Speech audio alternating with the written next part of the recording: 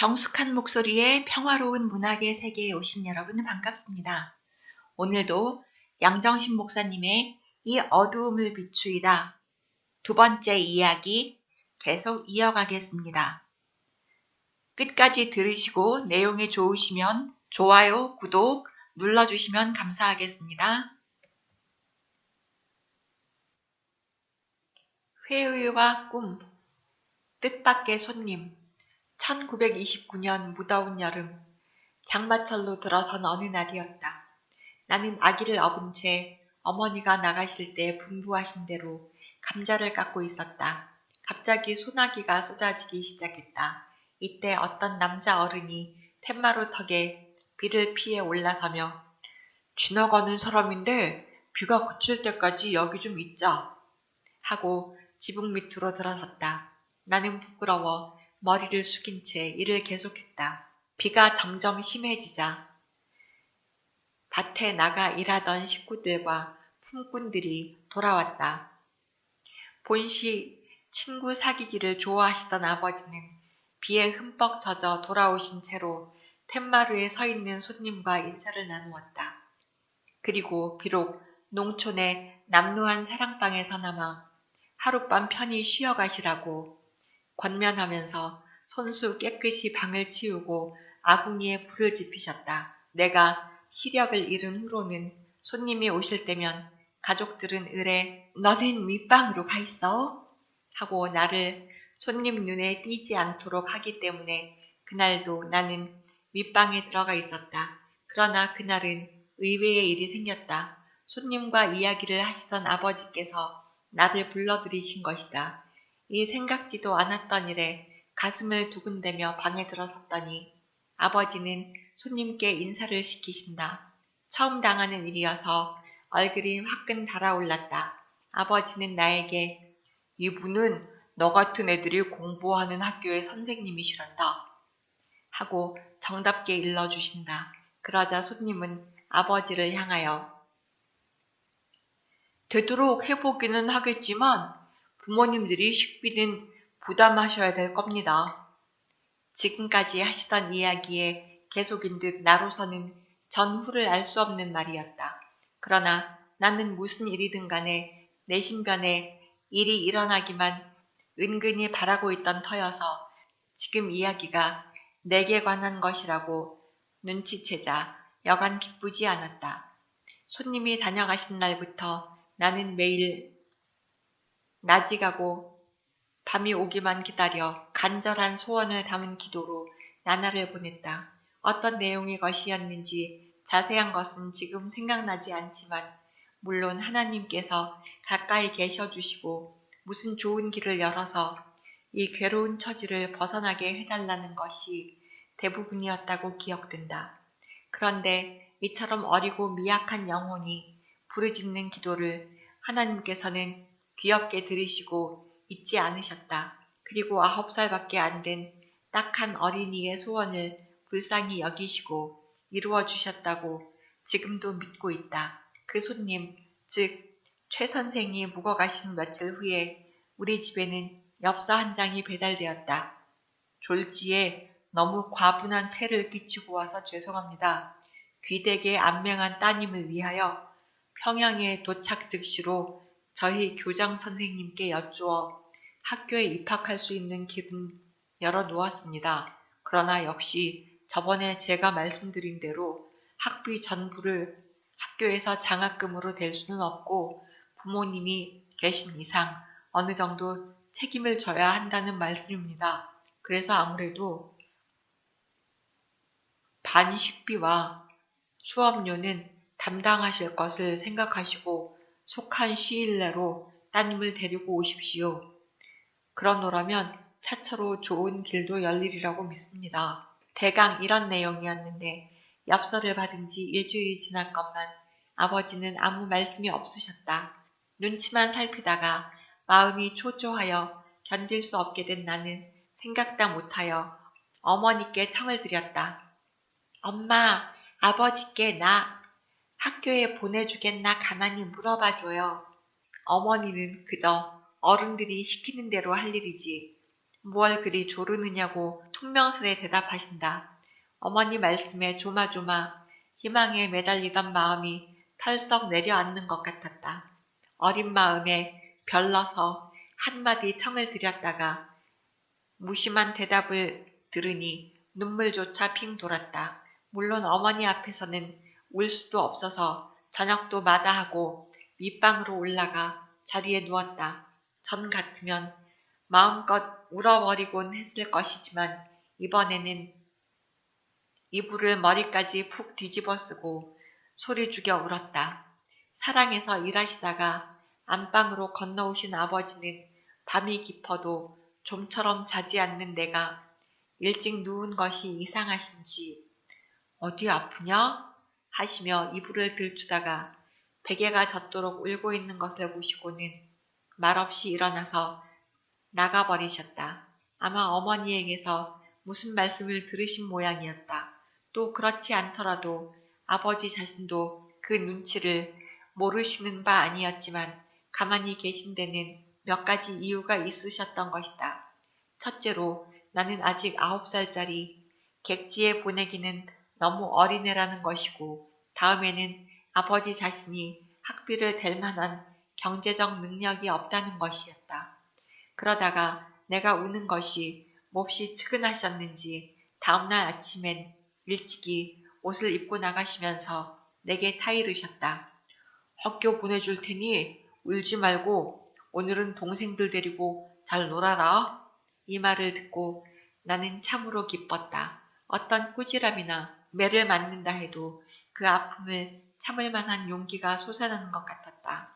그날 종일토록 나는 동생들을 정성껏 돌보며 어머니가 시키시는 일에 되도록 고분고분하게 순종하며 지냈다. 해질 무렵에 아버지는 내 옷감 한 벌과 양말 한 켤레를 사가지고 돌아오셨다. 그리고 2주일 내로 떠나도록 할 테니 속히 준비하라고 어머니께 부탁하셨다. 그 다음 날부터 집안 일을 치르고 밤이면 내 옷 바느질을 하시는 어머니는 때로는 짜증을 내시며 저까짓 것 가서 무슨 공부를 하길래 이렇게 성화를 대는지 하고 혀를 차시기도 한다. 나로서도 학교 가는 일이 기쁘긴 하였지만 한편으로 나 혼자 떨어져서 살아갈 것을 생각하면 걱정이 안 되는 바도 아니었다. 그때까지 고생하며 자라왔다 해도 아기 업어주는 것과 약간의 잔심부름을 하는 것이 고작이었다. 그러나 어린 생각에도 나 혼자 살아가기에는 그 이상의 것이 필요하다고 짐작되었다. 그렇다고 무슨 일이라도 어머니에게 가르쳐 달랬다가는 본전도 못 찾고 꾸중만 들을 것이 뻔하다고 생각했다. 그래서 나는 생각다 못해 뭐라도 나 혼자서 손에 익히기로 작정하였다. 그래서 그 후로는 머리도 혼자 빗어보고 입고 있던 옷도 뜯었다가 다시 꿰매어 이제껏 해보지 않은 일들을 경험해보려고 애를 썼다.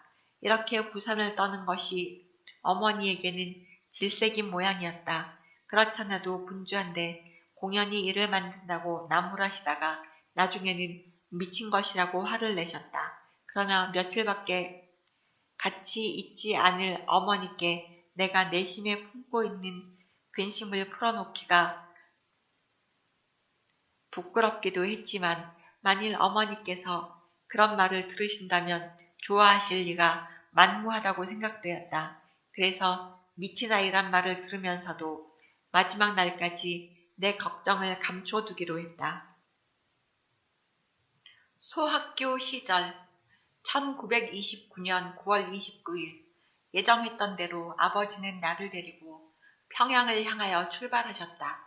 그때까지 자동차를 타보기는커녕 기적소리 한번 들어보지 못한 나였다. 정거장을 지날 때마다 아버지는 신촌이다 혹은 서류원이다 하시며 일러주셨지만 나는 다만 얼떨떨할 뿐 아무런 생각도 없었다. 종일 아무것도 안 먹었지만 배도 고프지 않았다. 거의 석양녘이 되어서 아버지는 여기가 대동강이다. 소리가 다르지? 평양 다 왔다. 하신다. 과연 조금 후에 기차가 멎더니 여건이 외치는 소리가 들렸다. 평영, 평영! 그처럼 마음을 졸여가며 못 오게 될까봐 걱정했던 곳이었는데 막상 당도하고 보니 어쩐지 가슴이 두근두근할 뿐이었다. 아직도 조금 남아있는 시력으로 환하게 켜진 전등불을 보았다. 산골에서 램프나 등잔불에 꺼질 듯한 빛만 희미하게 보던 눈에 그 환한 전기불이 비추니 마치 잃었던 시력을 되찾은 듯 했다. 북적대는 많은 사람들 틈에 섞여서 어리둥절한 채 아버지의 손을 잡고 어디로인지도 모르고 따라갔다. 아버지는 남산제 맹아학교가 어디냐고 몇 번 물으시며 찾아갔다. 날이 어두워서야 그곳에 다다랐다. 우선 사감이 지시하는 방으로 들어갔다. 입학 수속은 이튿날 오후에야 비로소 완전히 끝나게 되었다. 그날 저녁에 아버지는 집으로 돌아가셔야 된다시며 선생님 말씀 순종 잘하고 공부 열심히 해야 된다. 고 훈계를 하시고 떠나셨다. 그로부터 내 생애 첫 학교 생활은 시작된 것이다. 그렇게도 몸부림치며 소원하던 학교 생활이었지만 그리 쉬운 일은 아니었다. 아야, 어여를 들어보지도 못한 산골뜨기가 처음 그것도 손으로 더듬어서 배우자니 힘에 겨운 일이었다. 더구나 외국말인 일본어 점자까지 더듬어 외워 바치라는 데는 기가 막힐 뿐이었다.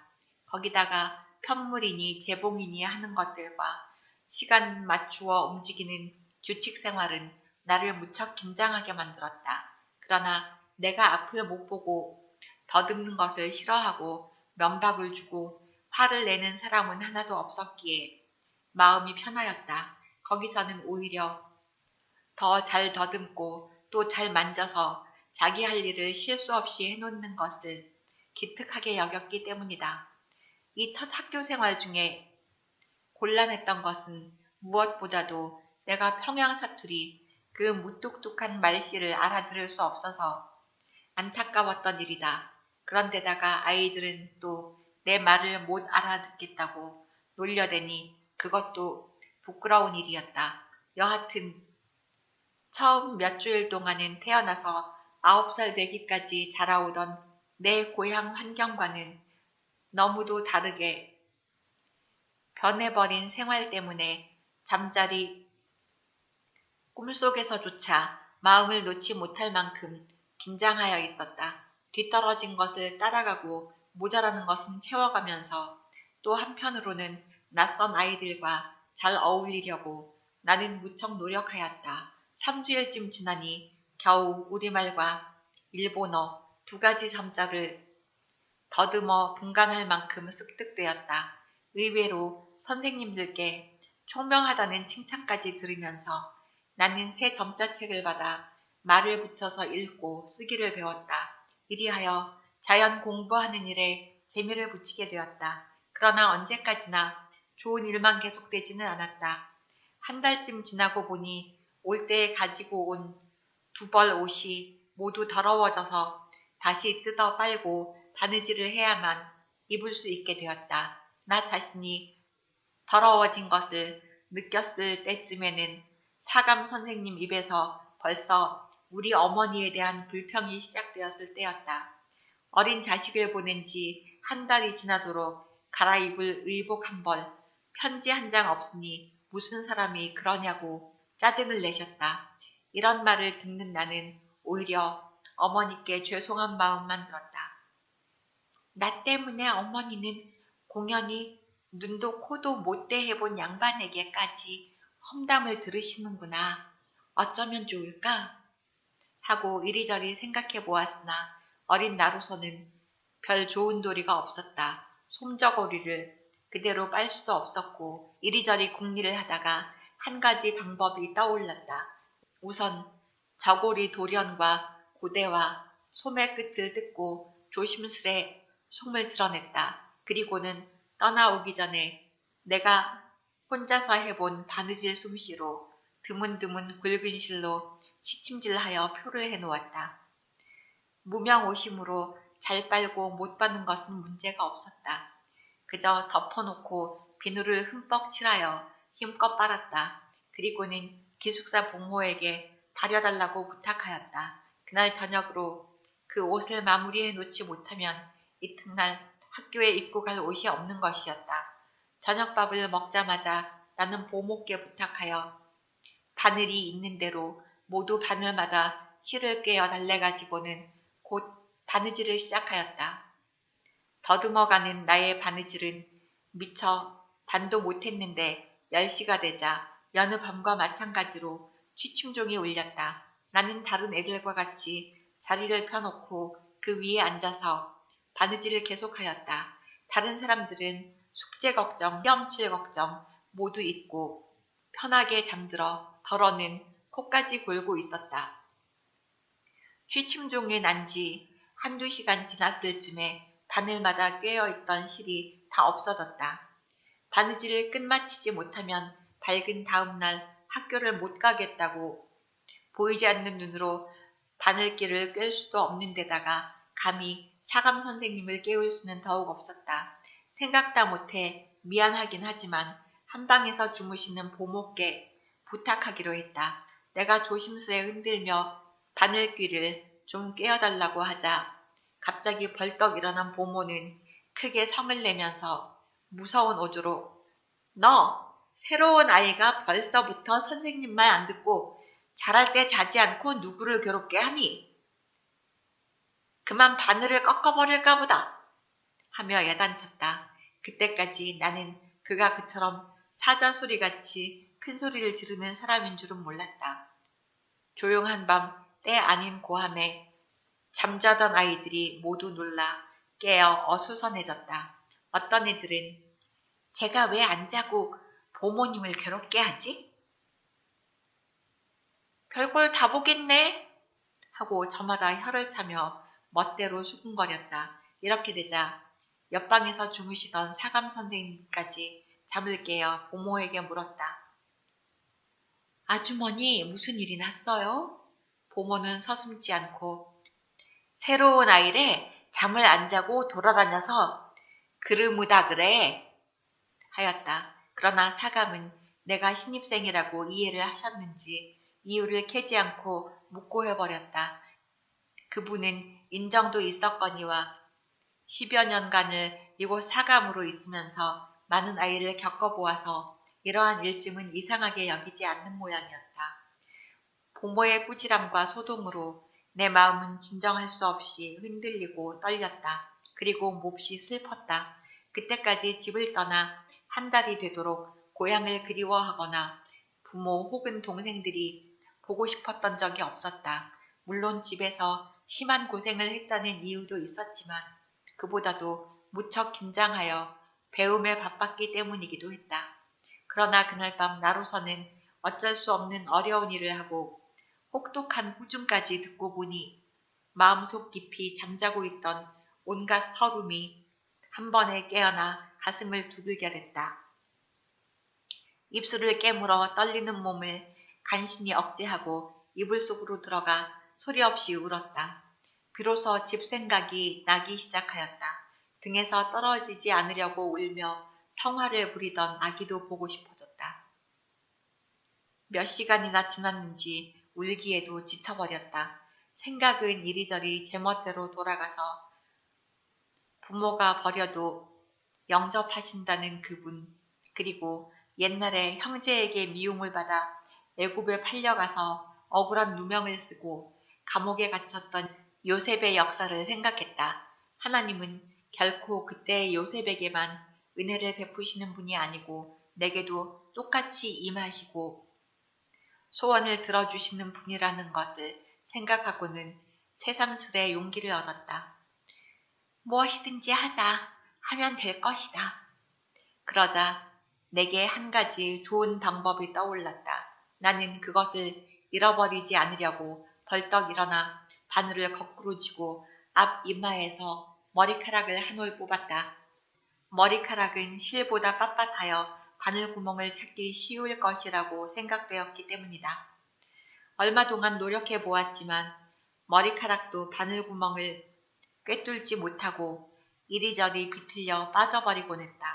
손톱 끝으로도 만져지지 않는 작은 바늘귀를 머리카락으로 더듬어 찾으려니 그 시간이 얼마나 걸릴지 혹은 영원히 꿰어지지 않을지도 모르는 일이었다. 이렇게 아득한 일을 나는 혼자 계속하고 있었다. 아무리 해도 바늘귀와 머리카락이 맞아떨어지지 않을 때 나는 문득 내 자신이 가엾다는 것을 느끼면서 손의 촉각도 역시 별 수 없는 것이라고 생각되었다. 그러다가 돌연 또 하나의 다른 방법이 생각났다. 빗자루! 가느다란 털로 메어진 빗자루의 털을 이용해 보자는데 생각이 미친 것이었다. 가만 기어가서 마루 한쪽에 세워놓은 털비를 가지고 이불 속으로 다시 기어들었다.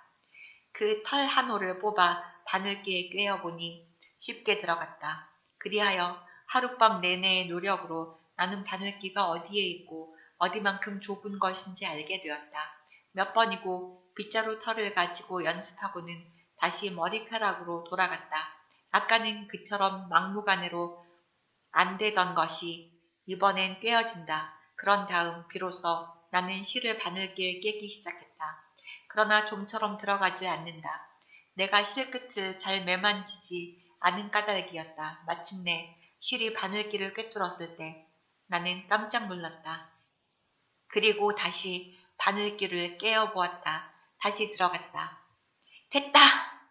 하고 자신을 갖게 되었을 때는 멀리서 새벽 닭 우는 소리가 들려왔다. 이제부터 하면? 머리맡에 놓았던 저고리감을 다시 들고 바느질을 계속하여 기상종이 울릴 때까지는 거의 마치게 되었다. 6시 정각 벽시계가 울리자 동시에 기숙사 내 기상종 소리도 함께 울렸다. 잠에서 깨어난 아이들은 제각기 떠들며 자리를 걷고 세면실로 나갔다. 나도 아침 먹기 전에 치러야 하는 모든 일들을 마치고 동정다는 법을 배우기 위하여 사감실로 찾아갔다. 그리고 지난밤에 규칙을 어겼다고 책망이나 받지 않을까 염려하면서 문 밖에 섰다. 선생님! 조심스럽게 부르자 사감 선생님은 문을 열고 들어오라고 하였다. 나는 선생님이 묻기 전에 먼저 꼭 해야 했던 지난밤 일을 사실대로 말하고 동정다는 법을 물었다. 사감 선생은 믿어지지 않는다는 듯 내게서 저고리를 받아가지고 이리저리 살펴보더니 내게 말했다. 어디 그럼 한번 바늘귀를 꿰어봐라. 나는 속으로 안 되면 어쩌나 하는 걱정을 하면서 꿰었는데 다행히도 실은 바늘귀에 들어가 주었다. 사감 선생님은 용하다 용해. 이 동정은 내가 달아주마 하시며 어서 가서 아침밥을 먹도록 하라고 등을 쓸어주셨다. 그날 아침 식사 때 사감 선생은 모두에게 그 일을 말씀하시고 9살 난 어린 사람도 배우려고 애쓰며 자력으로 살아가려는 노력이 이런 결과를 이루었다고 칭찬하시고 모두 본받으라고 교훈하셨다. 이것이 계기가 되어 선생님들은 좀 더 내게 관심을 기울여 주었고 때때로 동정도 해주었다. 또한 나는 아이들에게 바늘귀 꿰어주는 한 가지 일을 도와주면서 때때로 귀찮을 때면 그것으로 텃세를 부리기까지 하였다. 그리하여 촌뜨기, 별난 말을 하는 아이라고 놀림을 받는 데서만은 간신히 벗어나게 되었다. 비록 옷은 2벌밖에 없고 모든 것이 궁핍하긴 하였어도 옷은 검은색이므로 부지런히 번갈아 빨아입고 한 켤레 양말은 깊고 또 기워 신다가 마지막에는 밑을 잘라버리고 목을 꿰매어 신어서 그해 겨울은 무사히 지냈다. 그 시대의 물건의 질이란 오늘날 좋은 품질의 양말만 신는 사람들로서는 아마 상상하기조차 어려울 것이다. 그때 학년말은 3월 하순이었고 4월 초에는 새 학기가 시작되었다. 9월에 들어간 나는 7개월밖에 공부하지 못한 셈인데도 의외로 성적이 우수한 편이어서 3학년으로 월반하라는 소식을 받게 되었다. 그동안 시골뜨기가 학창생활을 하면서 즐거운 일도 많았지만 말 못한 눈물겨울 고생도 한두 가지가 아니었고 장난꾸러기 아이들에게 눈치를 받고 운 일도 한두 번이 아니었다. 그러나 우수한 성적으로 월반 진급한다는 교감 선생님의 한마디로 그간의 모든 슬픔과 고됨은 꿈처럼 잊어버릴 수 있었다. 이때쯤에는 평양 말씨에도 익숙해지고 어느 분위기에라도 쉽사리 어울릴 수 있었다. 그러나 하늘을 건너뛴 3학년 공부는 생각처럼 쉬운 것이 아니어서 무척 고생이 되었다.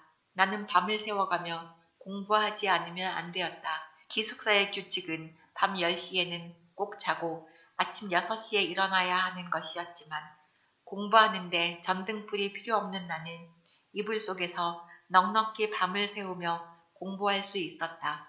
이렇게 동급생들에게 떨어지지 않으려고 악착같이 밤을 새우며 공부하는 한편 나는 가능한 한 부모님께 짐이 되지 않으려고 알뜰하고 부지런하게 처신했다.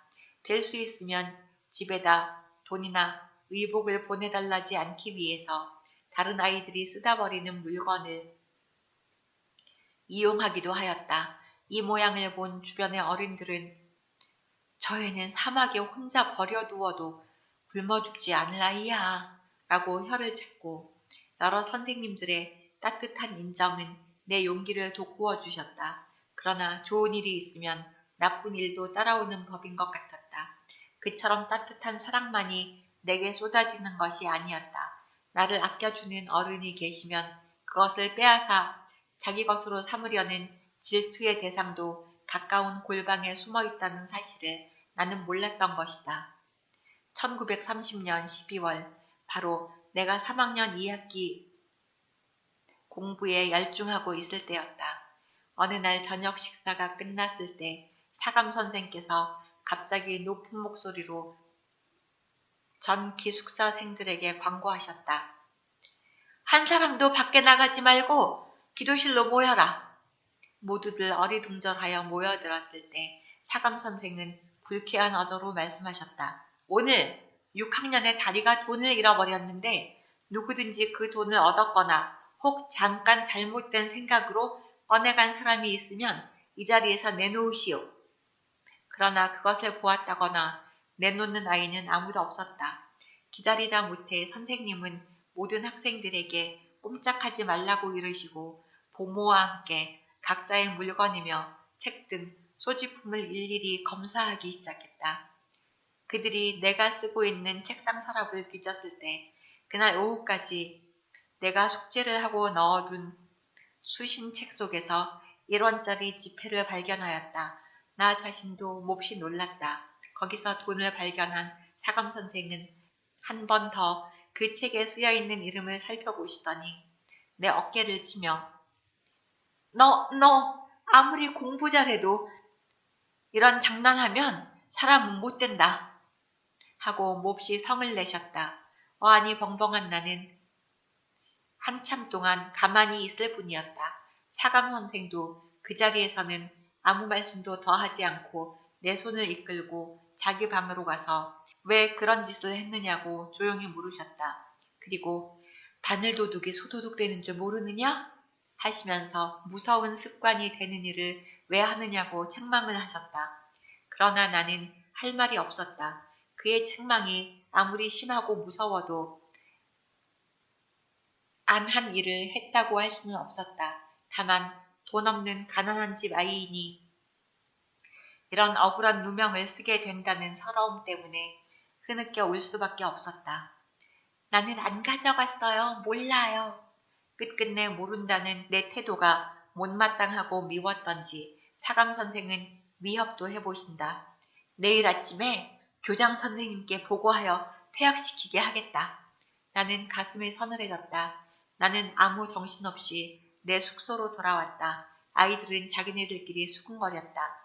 평소에 아주 친하게 지내던 친구까지도 나는 내가 그런 아이인 줄 몰랐어 하며 옆에서 함께 자지도 않겠다고 이불을 말아가지고 다른 쪽으로 가버린다.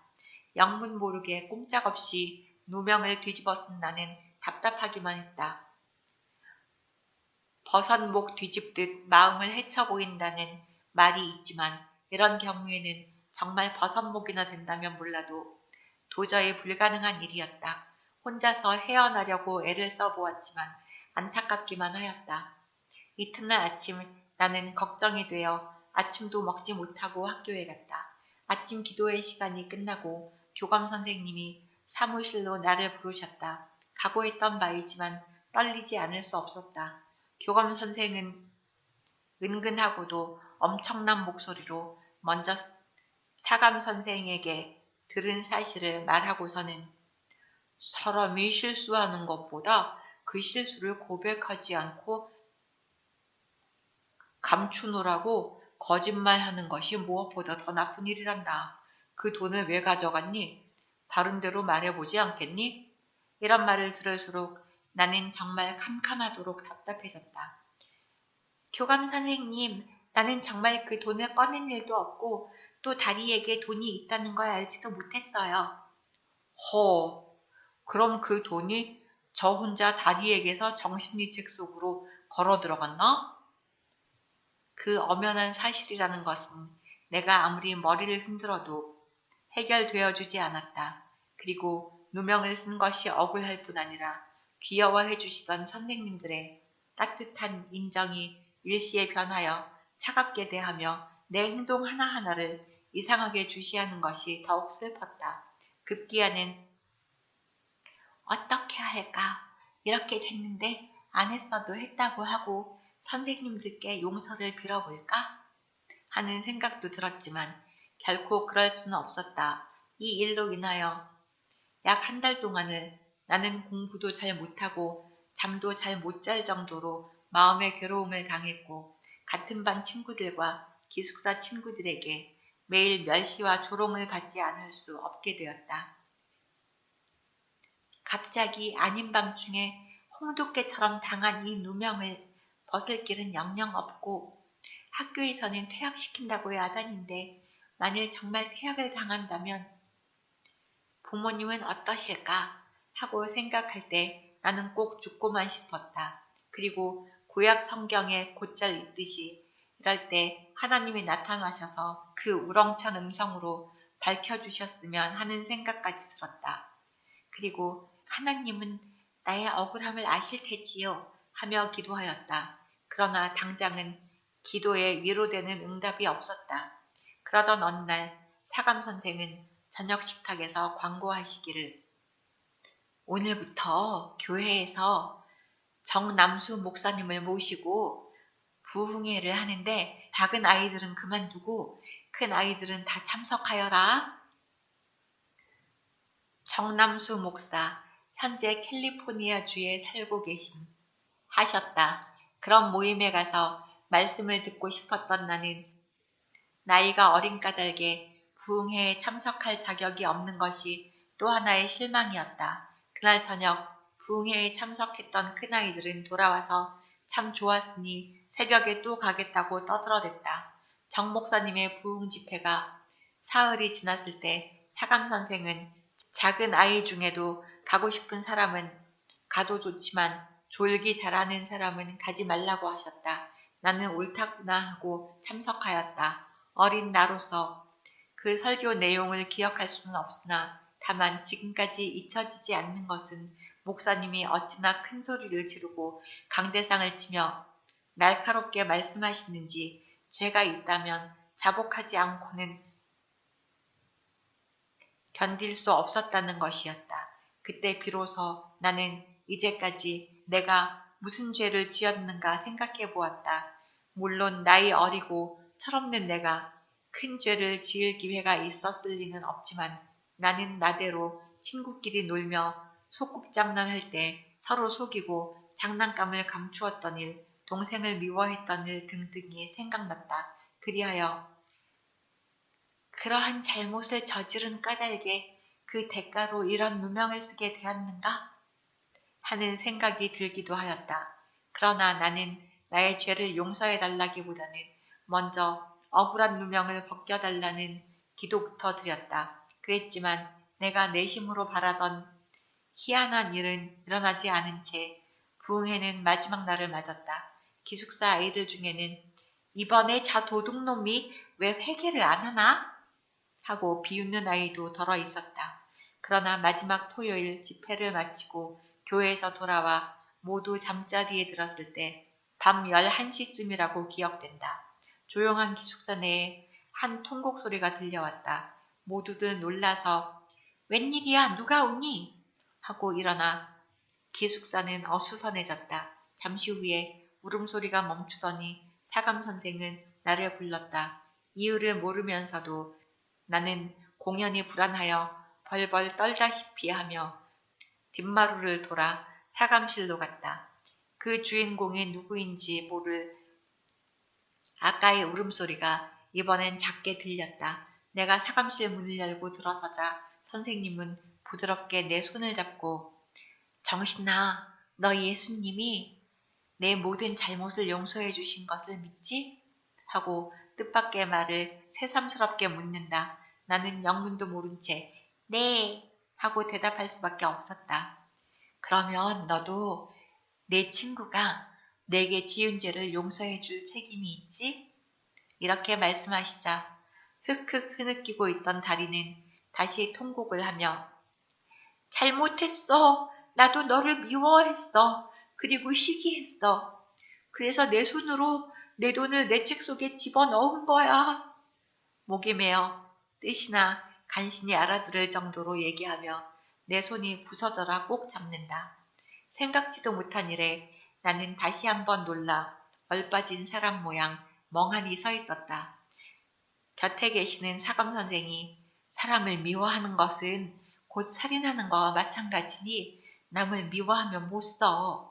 라고 타이르셨지만 그것이 다리에게 들려주는 말이었는지 혹은 나에게 하는 말인지 어린 나로서는 분간키 어려울 뿐이었다. 다리의 흐느낌 곁에서 멍하니 서 있는 나를 사감 선생님은 정답게 손을 잡고 방문 앞까지 데려다 주셨다.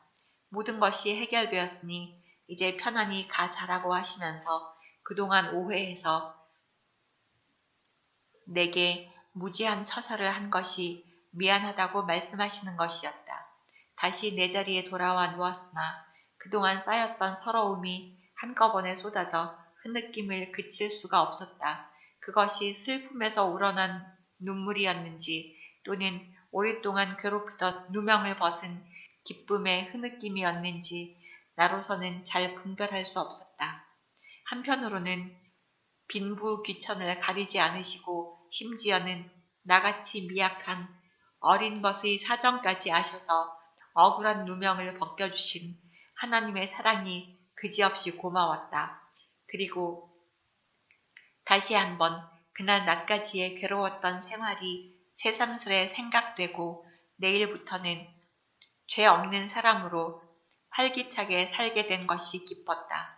그리고 내게 그런 계기를 만들어준 부흥회를 인도하신 정 목사님을 무척 존경하게 되었다. 이때까지는 하나님께서 나를 이 불행한 처지에서 벗어나게 해주십사고 호소하는 것밖에 몰랐던 내 신앙심이 다른 형태로 변했다. 즉, 나도 공부하여 복음으로 다른 불행한 사람들에게 위로를 주는 자가 되어야겠다는 결심을 처음 해보게 된 것이었다. 지난 모든 것을 잊고 용기를 내어 공부하리라고 밤이 깊도록 마음을 다지며 잠에 빠져들었다. 폐의. 그 밤의 결심과는 달리 이상하게도 나는 때때로 떠오르는 슬픔을 억제하기 어려웠다. 그 사건을 계기로 해서인지 혹은 갖가지 생각에 조금씩 눈을 뜨게 되는 나이가 된 때문인지 다른 사람에 비하여 내 자신이 너무나 불행하다는 것을 이전보다 훨씬 더 예민하게 느끼게 되었고 그 느낌은 조금씩 마음에 상처를 남겨주었다. 다른 사람은 환히 보이는 눈을 둘씩이나 갖고 있는데 내게는 하나도 허락되지 않았다. 또 다른 사람은 좋은 환경을 만들어 줄 수 있는 부모를 갖고 있는데 나는 그렇지 못하고 그뿐인가 나로서는 이기기 어려운 괴로움과 가난 때문에 받아야 하는 여러 가지 멸시를 벗어날 길이 없지 않은가. 이러한 제멋대로의 생각이 끊임없이 들락날락하여 도무지 마음을 공부에 집중시킬 수 없게 되었다. 을의 이런 생각 뒤에는 자신은 왜 살고 있는 것일까 하는 의문이 뒤따르고 실망과 비판이 나를 맥풀리게 하곤 했다. 전에는 그토록 열성이던 성경 읽기도 싫어지고 차차 기도도 싫어졌다. 때때로 교회에 가지 않으려고 숨어 다니다가 선생님께 들켜서 벌을 선 적도 있었다. 한가할 때에는 무능한 부모님이 원망스럽기도 하고 하나님은 나로부터 너무나 먼 거리에 계셔서 내 불행을 두고 보시기만 하는 무책임하고 야속한 분이라는 생각에 젖기도 했다. 이런 혼잡한 마음으로 사는 생활로 겨울이 지나고 모란봉에도 벚꽃이 활짝 피어오른 어느 봄날 전례대로 우리 정진학교에서는 오전 수업만 하고 오후에는 전교생이 모란봉으로 벚꽃 구경을 가게 되었다. 나는 미약하게 남은 시력으로나마 쫓아갈 수는 있었지만 별로 마음이 내키지 않고 피곤하기도 하여 기숙사로 돌아와 버렸다. 유리창을 통하여 대문을 들어서는 나를 보신 사감 선생님은 집에서 편지가 왔으니 오라고 하신다. 오랜만에 온 편지여서 반갑기도 하고 궁금하기도 해서 급히 선생님의 방으로 들어서며 그 편지를 어서 읽어주십사고 부탁드렸다. 선생님은 편지를 뜯어서 읽다가 잠깐 멈추시더니 다시 계속해서 읽으셨다. 아비된 입장으로 정말 이 편지를 쓰기는 죄스럽다만 할 수 없는 형편이고 보니 과히 실망을 말아라. 밀려오던 빚 때문에 살림을 다 청산하고 나니 아무래도 내 식비를 보충해 줄 수 없을 것 같다. 잠깐 공부를 중단하는 것이 어떻겠느냐 하는 내용이었다. 편지를 읽어주시던 선생님은 이 편지를 읽고 긴 한숨을 내쉬며 맹인들은 전생에 무슨 큰 죄를 지었나 왜 그리 모두들 박복하냐 하시면서 그렇지 않아도 학교 경비가 부족하여 교비생을 줄여야 하게 되었으므로 부모가 있는 아이에게는 식비 전부를 담당하도록 하라고 편지를 내라는 헨스 교장의 말을 듣고 우리 집에 편지를 내려던 참이었다고 한다. 선생님은 내가 너무 실망하지 않도록 위로하셨다. 아직 나이도 어리니 한 1년쯤 쉬고 다음에 좋은 기회가 있으면 또 공부를 계속해도 늦지 않을 거다. 머리를 쓰다듬어 주시며 위로하는 선생님의 앞을 물러나와 생각하니 살고 싶지가 않았다. 아무리 살려고 노력해도 길이 없는 것만 같고 꼬리를 물고 줄줄이 달려오는 고생은 끝이 없는 것 같았다. 그리고 부모가 버려도 여호와는 영접하시리라는 말씀은 거짓이 아닌가 하는 의심이 일어나기 시작했다. 그리고 보니 하나님이라는 그 분의 존재가 희미할 뿐 아니라 몹시 불공평한 분인 것 같았다. 어떤 사람은 건강한 몸으로 좋은 부모 슬하에서 자라나게 하시고 내게는 다른 사람이 갖는 그 어느 것도 구비해 주시지 않은 것은 그것이 섭리라면 너무 가혹한 섭리가 아닌가 생각되었다. 이런 모든 생각은 결국 죽음이라는 단어를 처음으로 내 마음에 떠오르게 했다. 그 길을 찾아보는 것이 제일 편한 방법인 것 같이 생각되었다. 한번 그런 생각이 들자 일과의 모든 일이 시들하게 여겨지고 심지어는 먼저 간 동생과 또 어느 벗이 부러운 생각마저도 들었다. 그러나 나는 어떻게 해야 좋을지 전혀 판단할 수 없었다. 하여튼 우선 아버지 편지에 순종하려고 짐을 하나하나 정돈하기 시작하였다. 한 해 반 동안 내가 겪은 온갖 고난과 즐거움이 담긴 자질구레한 소지품들이었다. 내가 짐을 싼다는 말을 듣고 사감 선생님은 4학년 나의 담임 선생에게 내가 잠시 휴학해야 될 것 같다고 통지하셨다. 그리고 내게는 너무 서두르지 않는 것이 지혜로운 일이 아닐까 하고 일러주기도 하였다. 말을 전해 들은 친구들과 선생님들은 나를 만날 때마다 한마디씩 안 됐다, 섭섭하다 하고 위로하며 지나간다. 나는 아무런 감정도 없이 멍하니 그런 인사말을 받으며 한 주일을 지냈다. 드디어 학교에서 휴학시키기로 결정이 되었고 나는 하룻밤만 더 자면 교문을 떠나야 하는 날이 왔다. 물론 나는 그날까지 여전히 학교에 출석하였다. 그러나 마음은 그전처럼 학교에 있는 것이 아니었다. 그렇다고 고향 집에 부모님 앞에 있는 것도 아니었다. 그 어디 정함 없이 막연한 허공의 세계에서 한없이 떠돌고 있었다. 햇살이 환한 운동장에서 동무들이 왁자지껄 웃고 뛰노는 것을 보아도 나와는 아무 상관없는 어느 별천지 같았다. 그들이 갖는 즐거움과 자유롭게 살아가는 세계는 내게는 전혀 부여되지 않은, 아무리 내가 찾으려 애써도 찾아지지 않는 아득하고 먼 외국같이 생각되었다. 언제까지나 이처럼 보이지 않는 길을 찾기 위하여 헤매이고 살 수는 없다고 생각하니 내가 갓 실명했을 때 이 사람 저 사람 입을 통해서 들어온 차라리 죽는 게 나을 거라던 말이 생각났다. 그 말이 그때는 야속했으나 이제는 옳은 말이라고 느껴졌다. 그들이 나를 미워서 죽으라고 한 것이 아니라 내 앞에는 이처럼 험난한 길밖에 놓여있지 않은 것을 미리 알고 있었기 때문에 그런 말을 한 것이라고 혼자 마음속으로 긍정하기도 했다.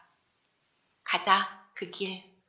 사랑하는 어머니로부터, 정다운 형제들로부터, 이웃 사람들로부터 알려진 그 길 하고 굳게 결심하였다. 그러나 그 죽음의 길을 쉽게 찾는 방법, 또 주위 사람들이 모르게 그들에게 폐를 끼치지 않고 그 길을 갈 수 있는 방법이 무엇일까 하고 생각했으나 얼른 떠오르지 않았다. 골방에 들어가서 이리저리 한참이나 생각한 끝에 그럴듯한 방법 하나를 찾았다. 오후 4시쯤 급사가 목욕실에 불을 떼어 물을 데우려고 할 때 나는 사감 선생께 한 가지 부탁을 드렸다. 그날은 나의 목욕할 차례가 아니지만 떠나기 전에 한 번 더 목욕할 기회를 주십사는 청이었다. 선생님은 쾌히 허락하시면서 그날 목욕 차례인 1, 2학년들과 함께 목욕하고 어린 그 애들 대신 처음부터 마지막까지 목욕실과 탕을 청소하는 일과 불단속, 문단속하는 일들을 잘 하라고 이르셨다.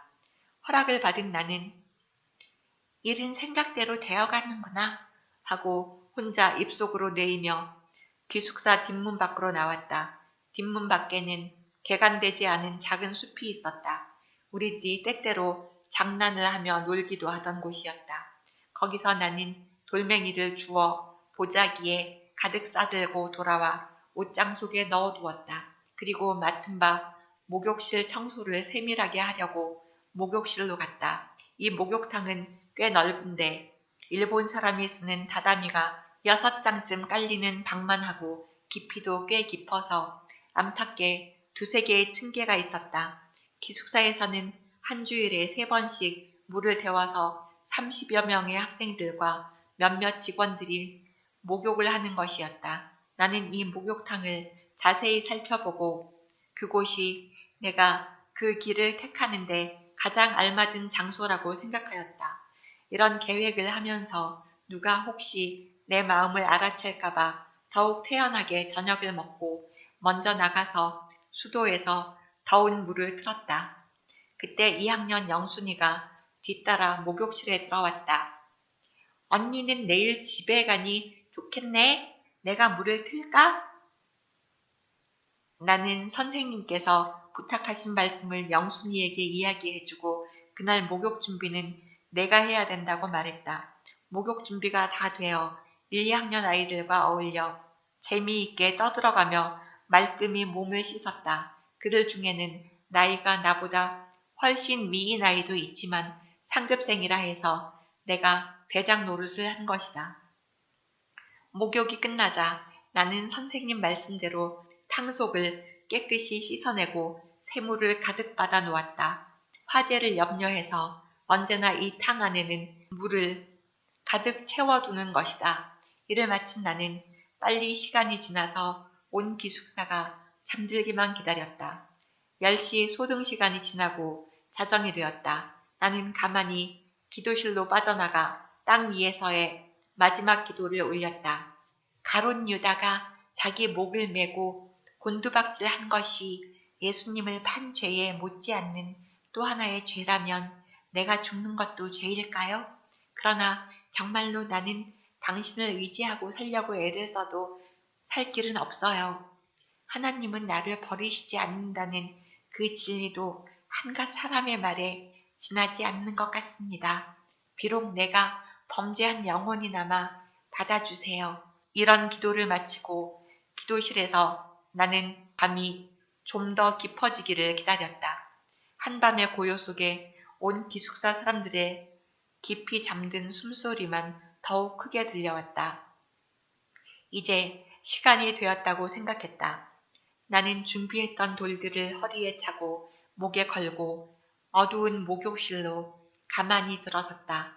그런데 갑자기 목욕실이 환해졌다. 나는 깜짝 놀라서 두리번 살펴보았다. 전등이 켜졌나 했지만 그런 것도 아니었다. 또 비록 전등이 켜졌다 해도 그토록 강한 광채를 낼 수는 없었다. 나는 가만히 시멘트 바닥에 주저앉아 머리로부터 치마를 뒤집어 썼으나 그 밝은 빛은 속속들이 스며들었다. 내 자신이 정신 이상에 걸렸는지 의심스러웠다. 오랫동안 고심하던 끝에 너무 마음에 긴장해서 내 머리가 이상해졌나? 이 순간에 속지 말자. 하나님은 자비하셔서 궁핍한 자의 도우심이라는 성경에 속아서 얼마나 많은 고생과 슬픔을 그동안 참아왔는가. 안 속아. 아니, 이젠 아무래도 좋아. 지옥이라고 한들 이보다 더 어렵고 고생스러울까봐? 나는 마지막 발걸음을 옮겼다. 광채는 너무나 강해서 근육에 경련을 일으킬 정도로 내 주변을 둘러싼다. 그럴수록 나는 다시 마음을 굳게 하여 나 같은 사람에게 광채가 비치면 무엇하고 어두움이 덮이면 어떠랴? 하고 물이 가득 찬 방으로 뛰어들려 했다. 바로 이 찰나에 한 음성이 들렸다. 너를 버리지 아니하리라. 부모도 형제도 너를 버렸으나 나는 버리지 않고 너를 통하여 할 일이 있노라.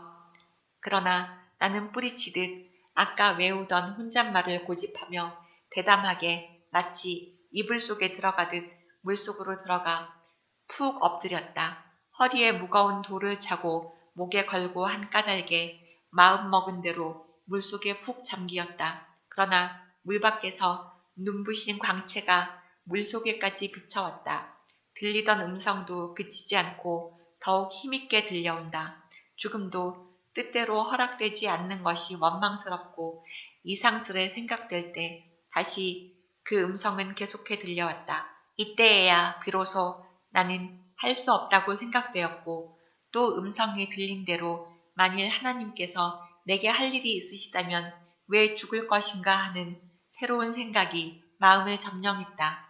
나는 돌들을 풀어버리고 물 밖으로 나왔다. 춥고 떨렸지만 마치 다른 세계의 먼 여행에서 돌아온 듯 마음을 걷잡을 수 없었다. 이상한 심정에 사로잡혀 나를 둘러싼 광채만 멍하니 바라보았다. 그 빛은 차츰 그늘 속으로 사라져갔다. 다시 평상대로 어둡고 고요한 목욕실이 되었다.